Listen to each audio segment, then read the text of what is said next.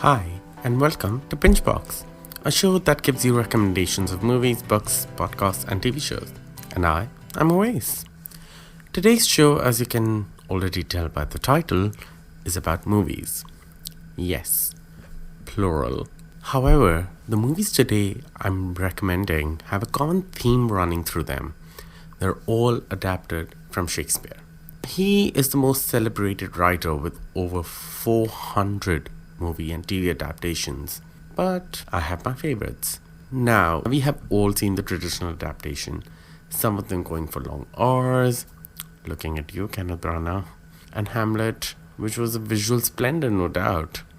There are some others that people might haven't heard or missed out on completely. First up on my list is 2015 Macbeth, with Michael Fassbender and Marion Cotillard. Now, why I love this one is because how it is shot. Staying very faithful to the material, it's set in Scotland. It's gritty and it's dirty and testosterone filled in the battle scenes, but in softer and intimate moments, it's more tender and very, very atmospheric. The difference is that this version is not overly adorned, but it's rather minimalistic, and the lighting and mood play a much huge role here. The pitch perfect performances by its leads, it's one very hard to forget. I was sad that it didn't get any love. Next up is the trilogy by the Indian director Vishal Bharadwaj. His movies are set in India and adapted from Shakespeare. Just goes on to showcase how universal Shakespeare appeal is. So Maqbool becomes Macbeth, Omkara, which is Othello, and Heather, which is Hamlet. Bharadwaj fleshes his characters so bloody well that even the other characters apart from the leads are so well done, giving them much more layers than actually the original play has. Thus, we have a tower and enigmatic Ghazala or Gertrude in Heather, Indu or Emilia and her relationship with Omkara and standing up and confronting him, as well as Nimi, who's the much more sinister Lady Macbeth and her relationship with her stepdaughter. Staging these movies in an Indian climate gives Bharadwaj much more textures to work with, from the underbelly and mafia gangs of UP to local politics to abductions in Kashmir.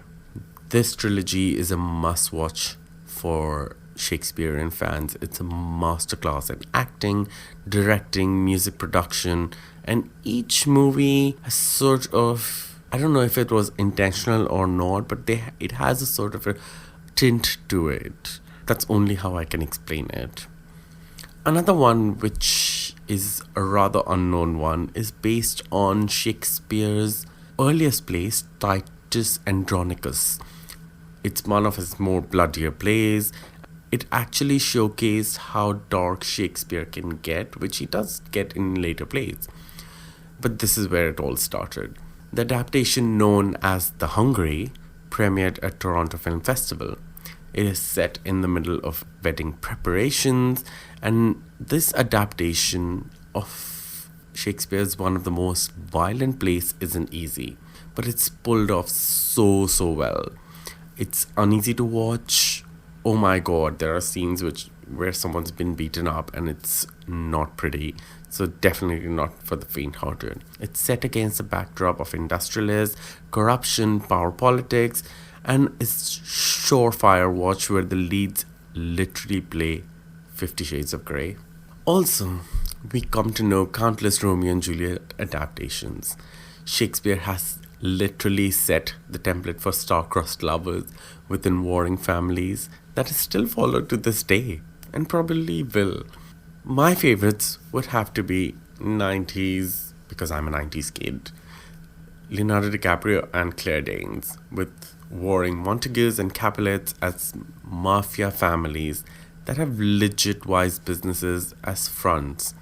An endearing performance by Claire Danes and turning Leo into a heartthrob for teen girls, along with Titanic. No wonder he won the Silver Bear at Film Festival for playing Romeo. The second adaptation that I really like is an Indian one. It's called Goliyon Ki Ras Leela, Ram Leela.